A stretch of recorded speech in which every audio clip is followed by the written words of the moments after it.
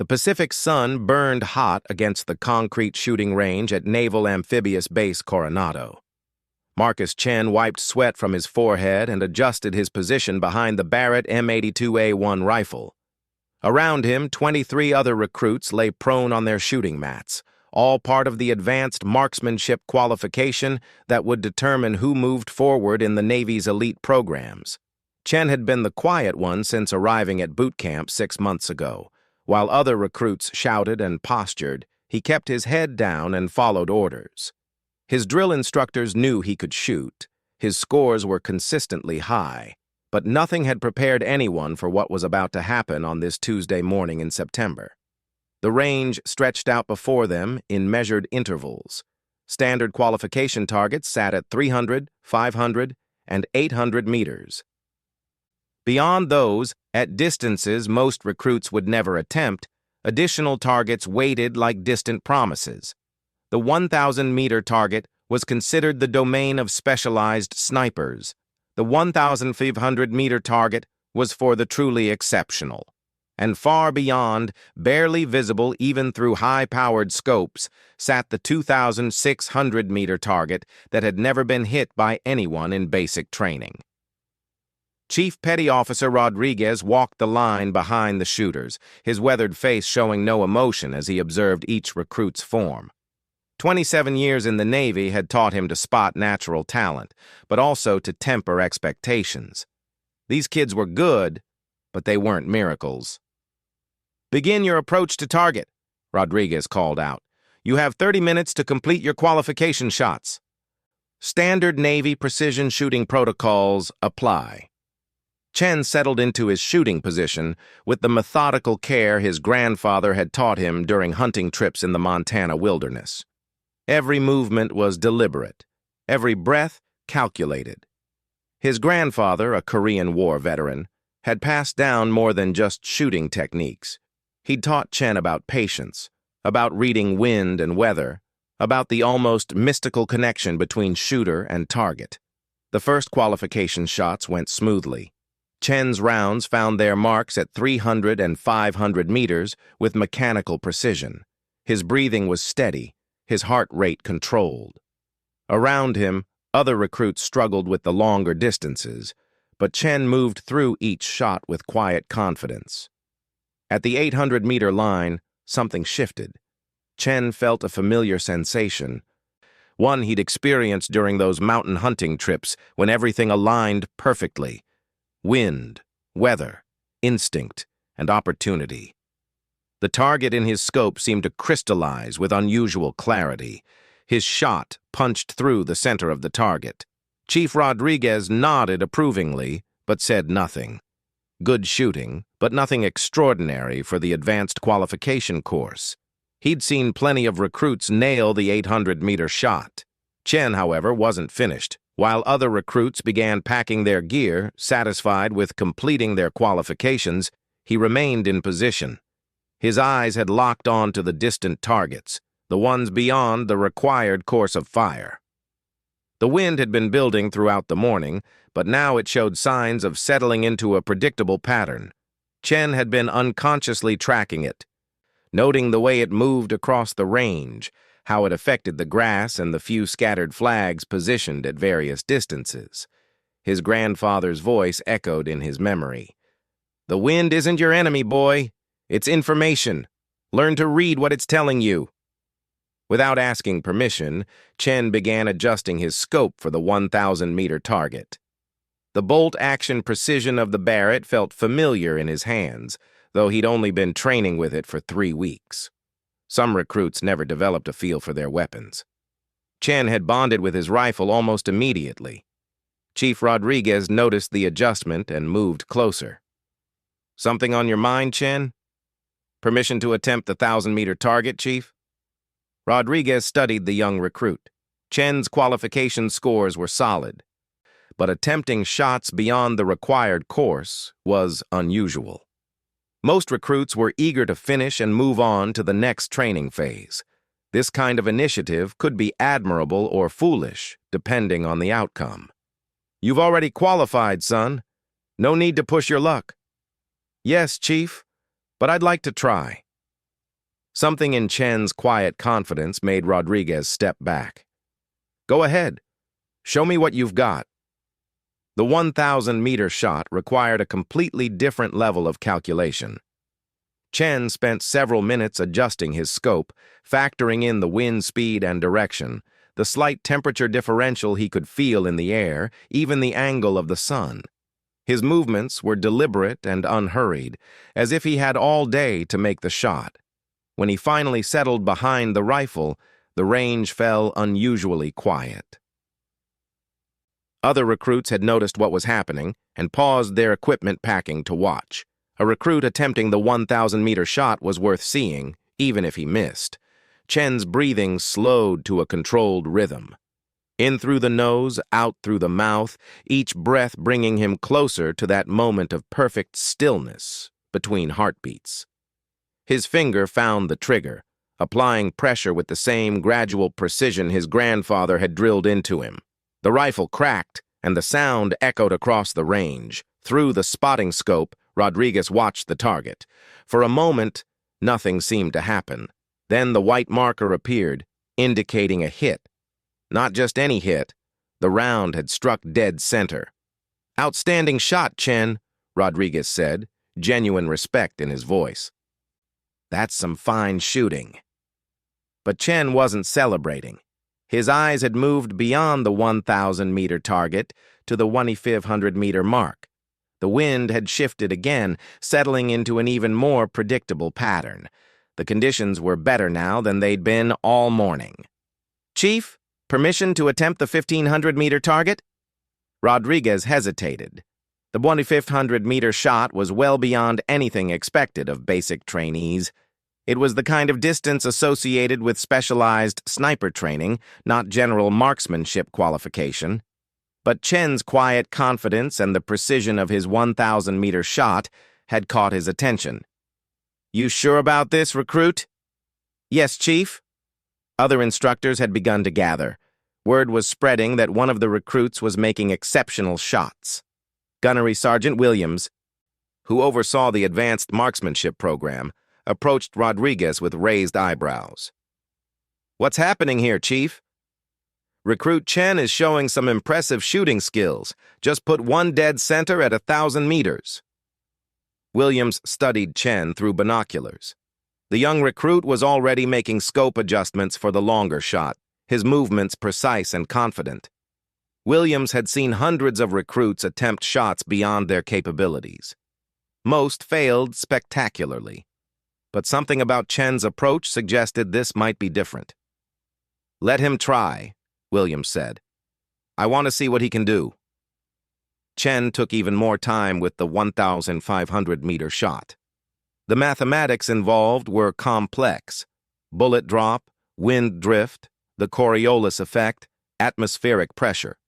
He'd studied these concepts in training, but applying them at this distance required intuition as much as calculation. His grandfather had always said that great shots weren't just about technique.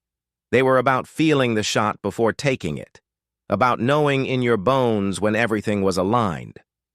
As Chen settled into position, he felt that familiar sense of rightness, as if the rifle and the target were connected by an invisible line.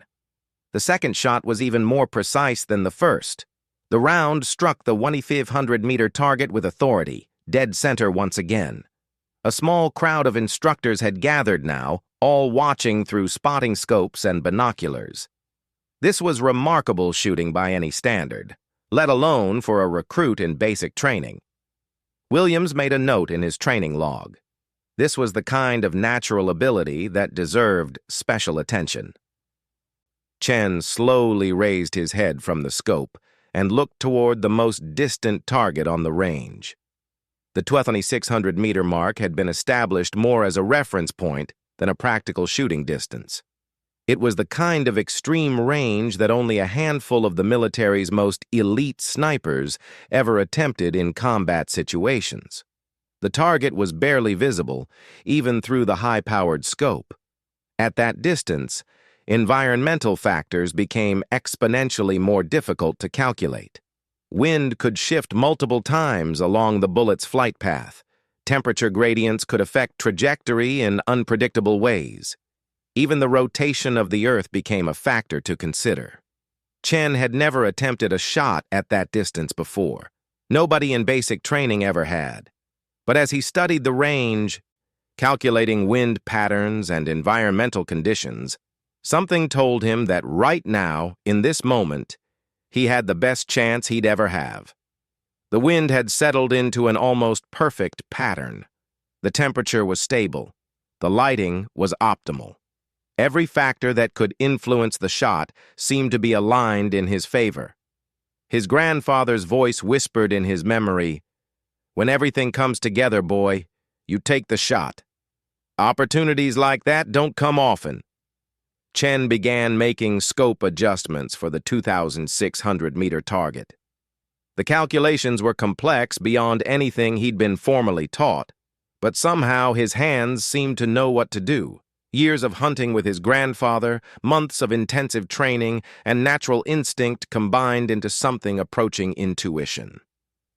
Chief Rodriguez watched with growing amazement and concern. "Chen, that's a hell of a long shot. You sure you want to attempt it?" "Yes, Chief. The conditions are perfect." Williams stepped closer.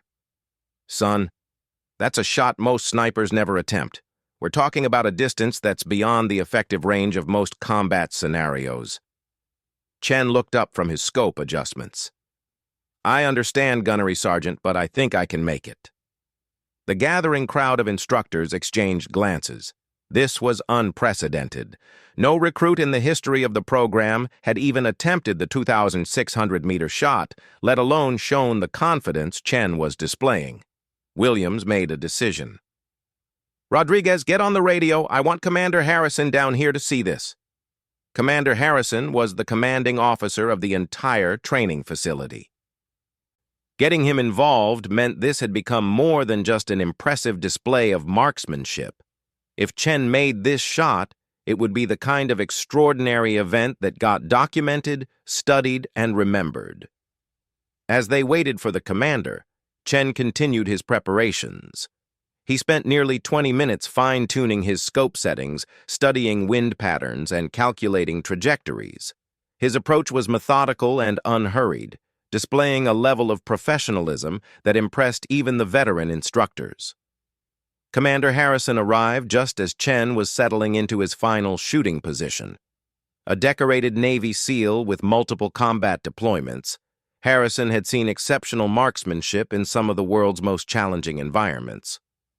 But watching a basic training recruit prepare for a 2,600-meter shot was something entirely new. "What's the situation, Williams?"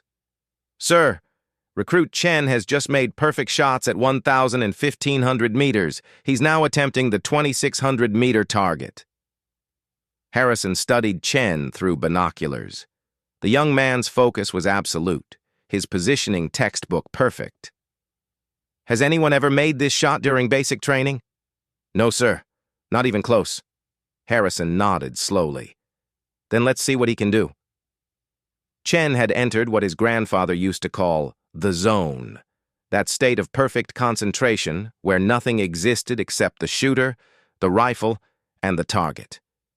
His breathing had slowed to an almost meditative rhythm. His heart rate was steady and controlled. Every muscle in his body was relaxed except for those necessary to maintain his shooting position. Through the scope, the distant target appeared as little more than a small dot against the hillside backdrop. At 2,600 meters, the margin for error was virtually non-existent. A tiny miscalculation in wind speed, a slight error in range estimation, the smallest flinch during trigger pull, any of these could send the round wide by dozens of feet. But Chen felt ready. Every instinct, every hour of training, every lesson from his grandfather had led to this moment. He began applying pressure to the trigger with the same gradual precision he'd used for every shot of the morning, building pressure steadily until the rifle fired almost as a surprise. The sound of the shot echoed across the range and faded into silence. For what seemed like an eternity, nobody moved. At 2,600 meters, it would take several seconds for the round to reach its target, and even then, confirmation would require careful observation through spotting scopes. Commander Harrison was the first to see the result. Through his high-powered binoculars, he watched as the white target marker appeared exactly in the center of the distant target. For a moment, he couldn't quite believe what he was seeing. He lowered the binoculars, checked the target number to make sure he was looking at the right one, then looked again. The shot was perfect. A recruit in basic training had just made a 2,600-meter shot that would have been remarkable for a trained sniper in any military in the world. Commander Harrison stared through his binoculars for a full 30 seconds, confirming what he'd just witnessed. Around him, the gathered instructors were passing spotting scopes and binoculars back and forth, each wanting to verify the impossible shot for themselves. The white marker at the 2,600-meter target stood out like a beacon against the hillside, undeniable proof of what had just occurred. "Jesus Christ," Gunnery Sergeant Williams whispered, forgetting military protocol in his amazement. "He actually did it." Chen slowly lifted his head from the scope, his face showing none of the excitement or celebration that might be expected after such an extraordinary achievement. He simply began the methodical process of making his weapon safe, ejecting the spent cartridge and engaging the safety with the same calm precision he'd shown throughout the entire session. Commander Harrison approached the young recruit, his mind racing through the implications of what he'd just witnessed. In 15 years as a Navy SEAL, including multiple combat deployments in Afghanistan and Iraq, he'd worked alongside some of the military's finest marksmen. The shot Chen had just made would have been impressive coming from any of them. Coming from a recruit in basic training, it was unprecedented. "Recruit Chen," Harrison said, his voice carrying the authority of someone accustomed to command. "Stand up." Chen rose to attention, his rifle held at port arms position. "Yes, sir." Harrison studied the young man's face, looking for signs of the cockiness or bravado that often accompanied exceptional performance. Instead, he found only quiet professionalism and perhaps a hint of uncertainty about whether he'd done something wrong. "That was a remarkable shot, son. Tell me about your shooting background." "Sir, my grandfather taught me to hunt in Montana. He was a Marine in Korea. We spent summers tracking elk and deer in the mountains." "Any formal training before joining the Navy?" "No, sir. Just what my grandfather taught me." Harrison nodded slowly. In his experience, the best natural shooters often came from hunting backgrounds. There was something about learning to read wind and weather in real-world conditions that couldn't be taught in a classroom. But even accounting for natural talent and good training, what Chen had just accomplished defied explanation. Chief Rodriguez approached with Chen's shooting log, a detailed record of every shot fired during the qualification course. The pattern was undeniable.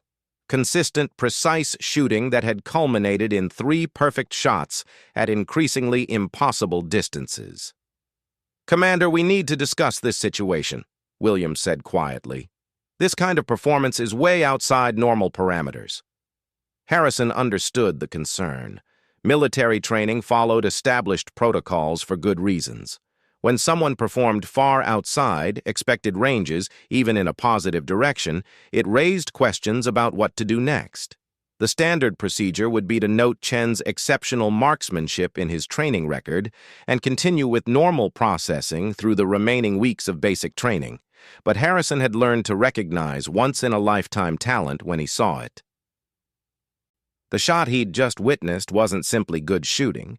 It was the kind of natural ability that could save lives in combat situations or be wasted entirely depending on how it was developed. The commander pulled out his secure phone and stepped away from the group. The call he was about to make would bypass normal channels and potentially disrupt training schedules for multiple departments. In the rigid hierarchy of military training, what he was contemplating was highly irregular. Chief Kowalski, this is Commander Harrison at Coronado. I need you to pull every file you have on advanced scout sniper training and current deployment rosters for SEAL Teams 3 and 7. While Harrison made his calls, Chen remained at attention, unsure whether he was in trouble or being commended. The gathered instructors spoke in hushed tones, occasionally glancing in his direction. Other recruits had begun to gather at a respectful distance, aware that something significant was happening, but uncertain about the details. Williams approached Chen with a measuring tape, having decided to verify the exact distance of the shot for documentation purposes. As word spread through the training facility, more personnel began arriving at the range. The story was already growing in the telling, a recruit making a shot that even experienced snipers rarely attempted. "Chen," Rodriguez said, "while we're waiting for the commander, why don't you tell me more about this grandfather of yours?" "Chief, Sergeant Major Chen served with the 1st Marine Division in Korea.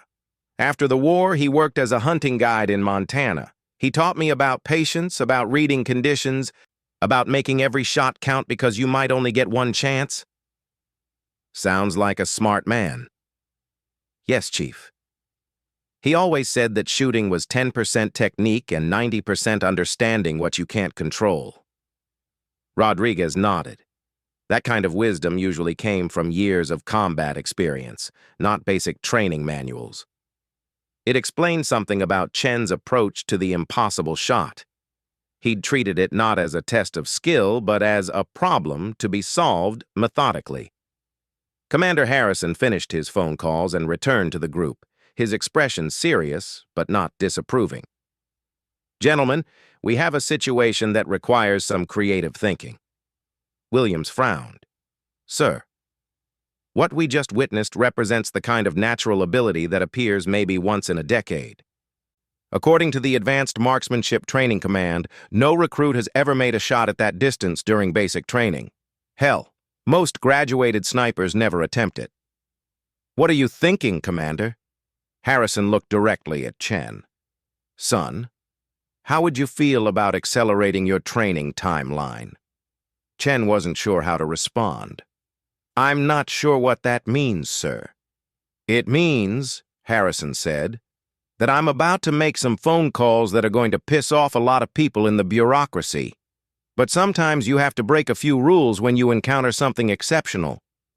The commander pulled out a different phone, one that provided direct access to higher levels of Navy command. What he was contemplating was highly unusual, pulling a recruit out of standard basic training to fast-track him into specialized programs. It violated numerous protocols and would require approval from multiple departments. But Harrison had been in enough combat situations to know that exceptional ability, properly developed, could make the difference between mission success and failure. Leaving Chen to complete normal basic training would be like using a Ferrari to deliver pizza. Functional, but a waste of potential. "Admiral Sutton, this is Commander Harrison at Coronado. Sir, I need to discuss an urgent personnel matter that requires immediate attention." While Harrison worked through the chain of command, Williams took charge of documenting the events. Digital cameras captured images of the target, Chen's equipment, and the range conditions. Range officers measured exact distances and recorded wind speeds. What had started as routine marksmanship training was becoming a case study in exceptional performance. Chen found himself the center of attention in a way that made him deeply uncomfortable. He'd grown up in a family that valued quiet competence over flashy displays. His grandfather had taught him that real professionals did their jobs without seeking recognition or praise. The current situation felt wrong somehow, as if making the shot had violated some unspoken rule about staying below the radar. "Recruit Chen," Williams said, "I want you to understand what's happening here. What you just accomplished is remarkable by any standard. We're trying to figure out the best way to develop your abilities." "Gunnery Sergeant, I just came here to serve my country.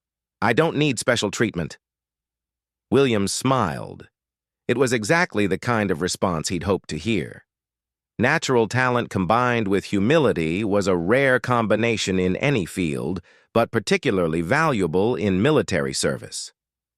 Harrison finished his latest phone call and approached the group with a satisfied expression.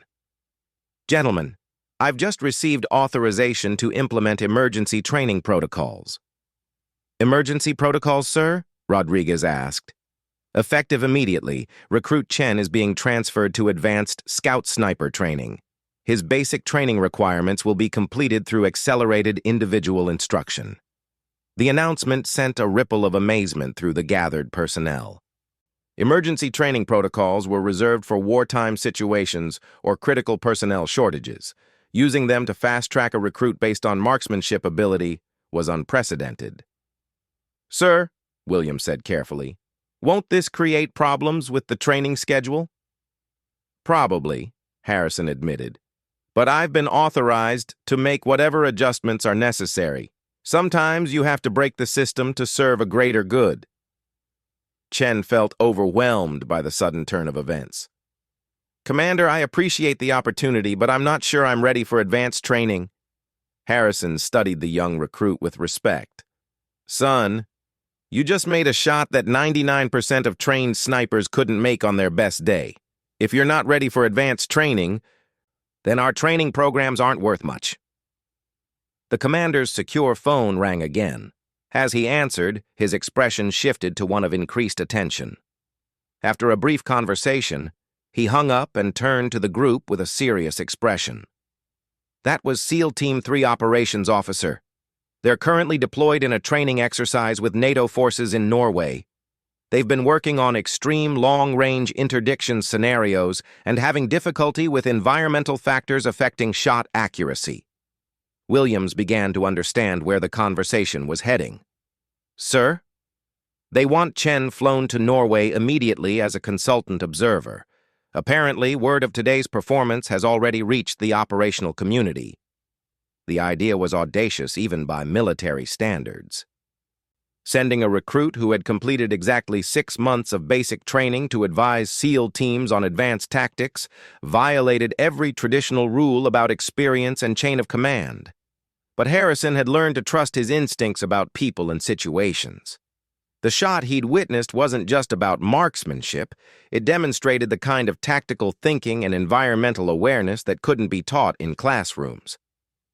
"Chen," Harrison said, "you're about to get an opportunity that comes along maybe once in a career.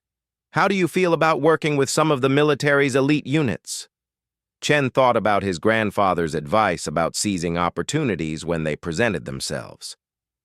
"Sir, if the Navy thinks I can be useful, I'm ready to serve." Harrison nodded with satisfaction. "Good answer.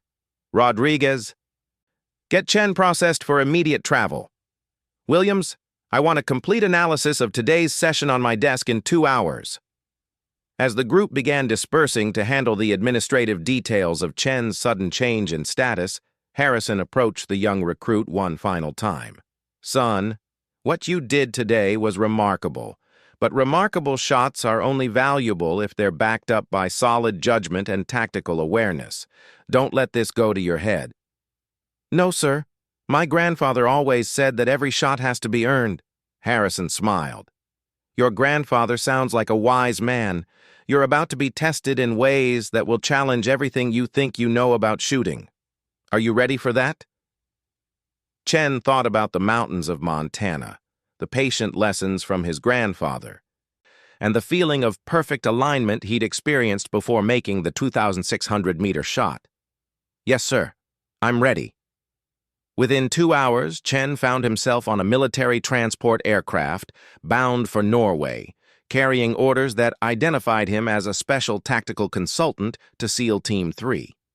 His fellow recruits were still completing afternoon training sessions while he was 30,000 feet above the Atlantic Ocean, heading toward a situation that would test his abilities in ways he couldn't imagine. The impossible shot had changed everything, and Commander Harrison's decision to shred normal protocols had set in motion events that would reshape not just Chen's career but potentially influence tactical doctrine for years to come. The Norwegian Arctic presented challenges that no amount of training at Coronado could have prepared Chen for.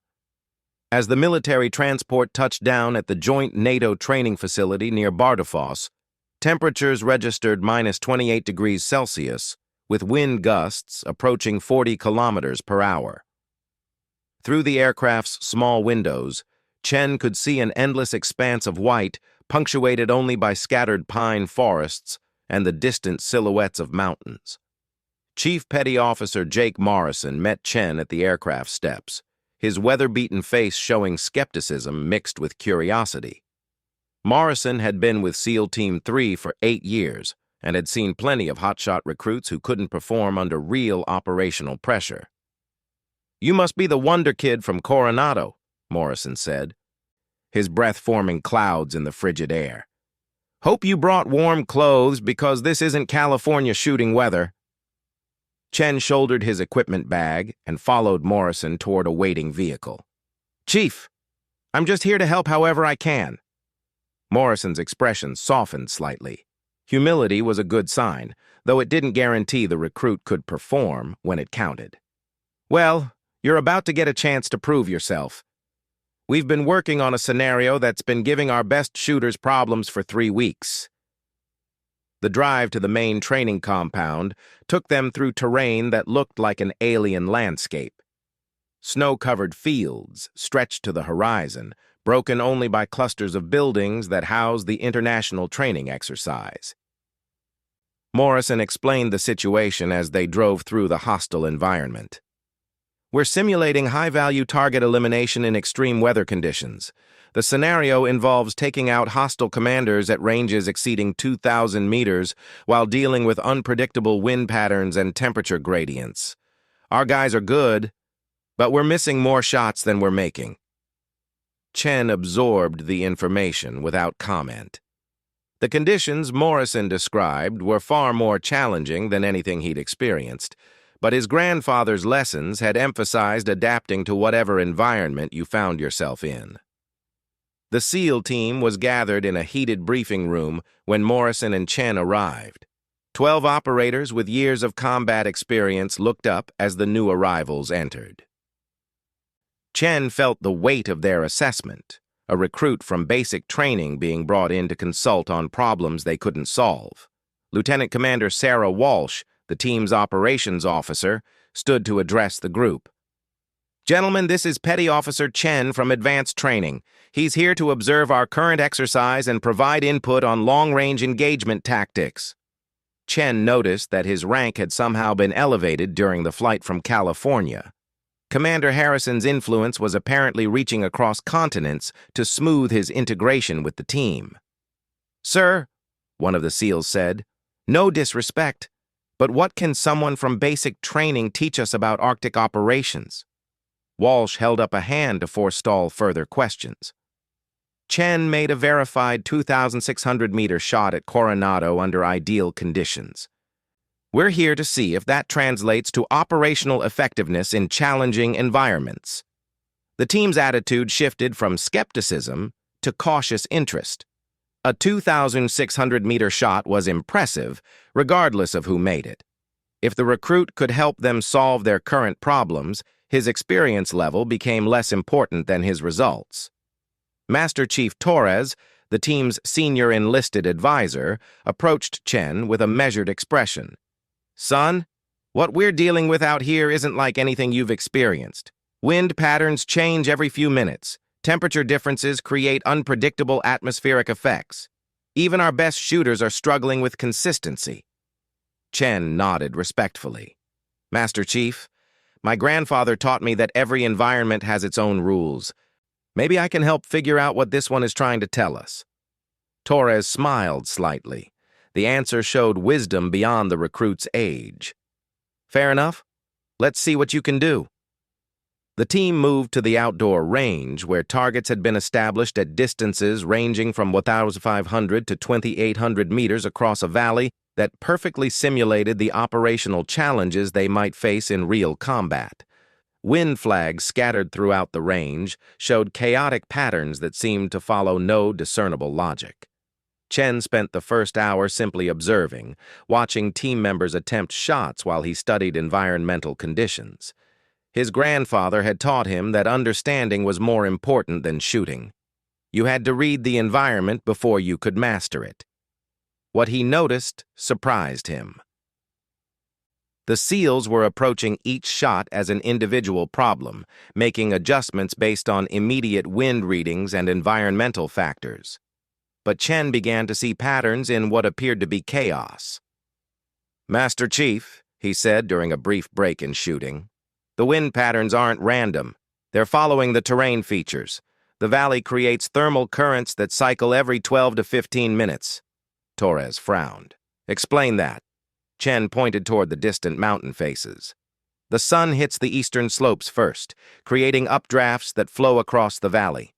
As the day progresses, the thermal patterns shift, but they're predictable if you map them over time." It was exactly the kind of environmental observation that his grandfather had taught him during hunting trips. Mountain weather followed patterns that seemed random until you understood the underlying geography and physics. "You think you can predict the wind patterns?" "I think I can map them well enough to improve hit probability." Torres called the team together. "Change of approach, gentlemen. Chen thinks he's identified patterns in the wind behavior. We're going to test his theory." For the next 2 hours, Chen worked with the team to document wind patterns across the range. His predictions proved remarkably accurate. Wind shifts that seemed random were actually following predictable cycles based on the interaction between solar heating and terrain features. When the team resumed shooting with Chen's environmental analysis, hit rates improved dramatically. Shots that had been missing by significant margins were now finding their targets with regularity. Petty Officer Williams, one of the team's designated marksmen, made a successful shot at 2,200 meters using Chen's wind predictions. "Jesus, this actually works. How did you figure this out?" Chen shrugged. "My grandfather used to say that wind was just air moving from one place to another for reasons. If you can figure out the reasons, you can predict the movement." Master Chief Torres was taking notes, documenting the techniques that were proving effective. This kind of environmental analysis could be taught to other teams facing similar challenges. But the real test came when Lieutenant Commander Walsh presented Chen with the scenario that had been giving the team the most difficulty. A target at 2,600 meters, positioned to simulate a high-value enemy commander, had to be eliminated while accounting for the most challenging environmental conditions on the range. "Chen, this is the shot that's been beating us for 3 weeks.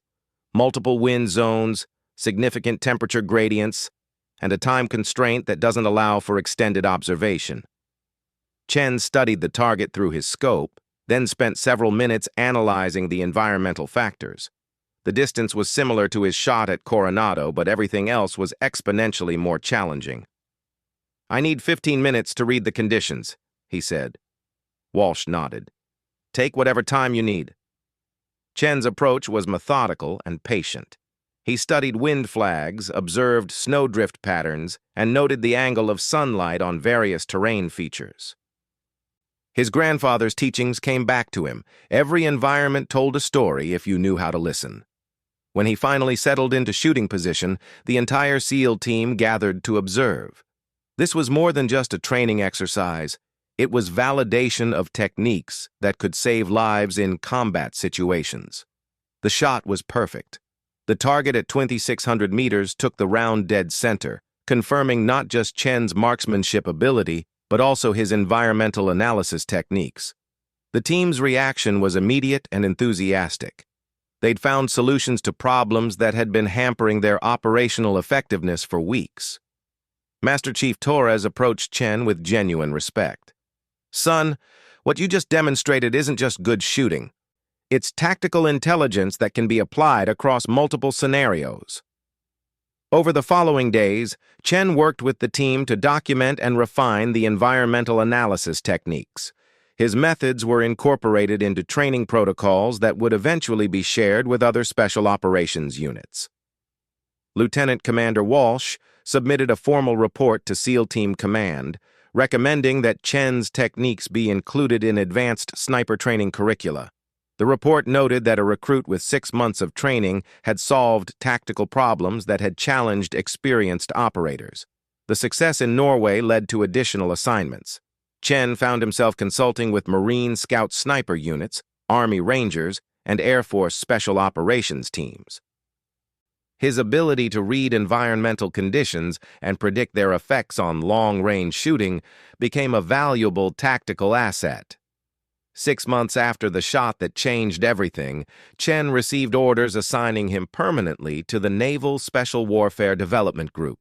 His official designation was Advanced Marksmanship Instructor and Tactical Environmental Analyst, a position created specifically to utilize his unique abilities. Commander Harrison's decision to break protocol had been vindicated completely. Instead of following normal procedures that would have wasted exceptional talent, his willingness to shred the rules had created opportunities that benefited the entire special operations community. Chen never forgot the lessons his grandfather had taught him or the importance of the impossible shot that started his unusual career. But he learned that exceptional ability meant nothing without the wisdom to use it properly and the humility to keep learning from every situation.